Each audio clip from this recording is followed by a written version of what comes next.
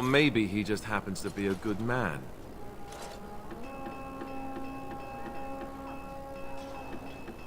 What about?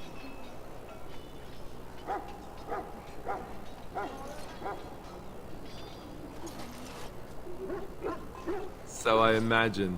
What would you like to know? The Grey Wardens are warriors without equal. Darkspawn threatened to destroy the world 4 times over. Each time, the Grey Wardens led mankind to victory. Nobody knows more about Darkspawn, and nobody's better equipped to deal with them. You'll see. Trust me. I don't know if I'd go that far. Duncan says the Grey Wardens do whatever is necessary to protect mankind from Darkspawn. That means some pretty extreme things. Whatever it takes to bring victory.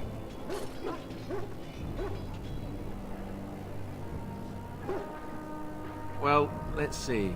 Surely you've heard of Weishaupt Fortress? The great eyrie carved into the White Cliffs far off in the Anderfels? That's where the Grey Wardens once kept their griffins. The griffins died out, however, and our numbers have dwindled since the last Blight. There's only a handful left in Ferelden. A few more in other nations. The others are camped with the King's soldiers in the valley. The King's given us a position of honor at the vanguard, despite our small numbers. I think Cailan is actually excited to ride into battle with us. Maybe he thinks that's what his father would have done.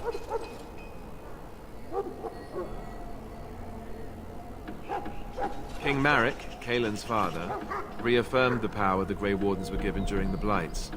In practice, we can't conscript too often without hurting our cause. We were exiled from Ferelden once. Best not to let that happen again. You want to ask me about something else? Of course.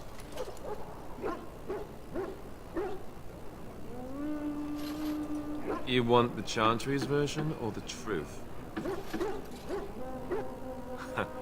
They seldom are.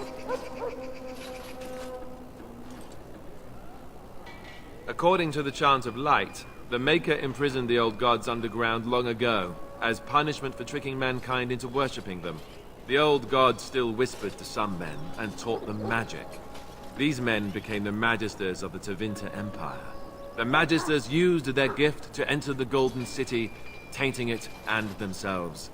They were cast out by the Maker and became the first Darkspawn. They fled underground, bringing their taint to their gods. The tainted old gods were the archdemons who rose from their prisons and led the Darkspawn against the world. The truth is, we don't really know. They come up from the ground, and that's as far as we've gotten. Yes, and it nearly wiped us out. When defeated, the Darkspawn flee back underground and seek out another old god to taint, thus bringing another Blight.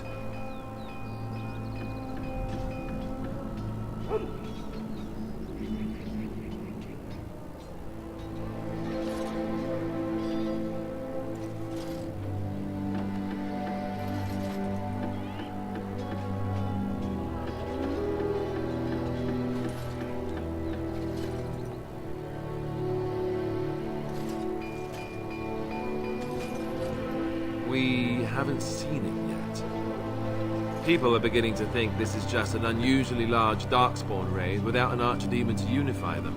But seriously, the Archdemon could be in the wilds or underground. It could be hiding. Just because it hasn't shown itself doesn't mean it isn't out there.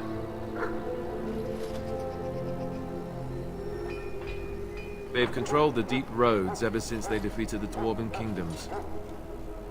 Even if we invaded, we can only chase them so far.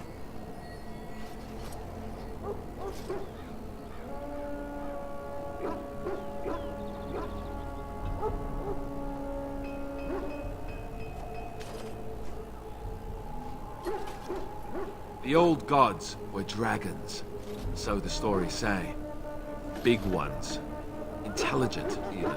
The Tevinter Empire had big statues of them. Each dragon had a name and a place in the cosmos. It's all very intricate. The archdemons may not be the old gods, but they're definitely dragons.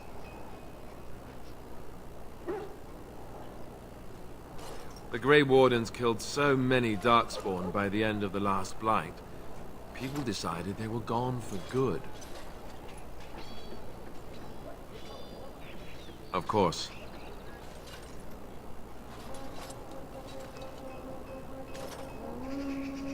We chop off the snake's head. It's the only way.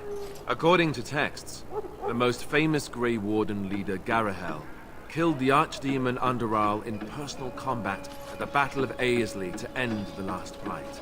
Without the Archdemon to command them, the Darkspawn flee back underground. The Grey Wardens keep watch.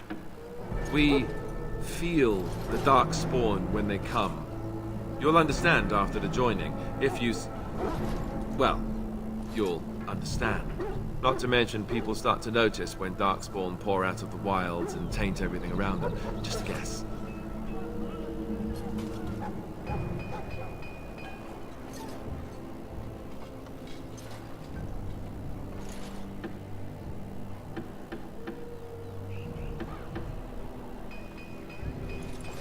Thousands, tens of thousands. They've had centuries to build up their numbers. You want to ask me about something else?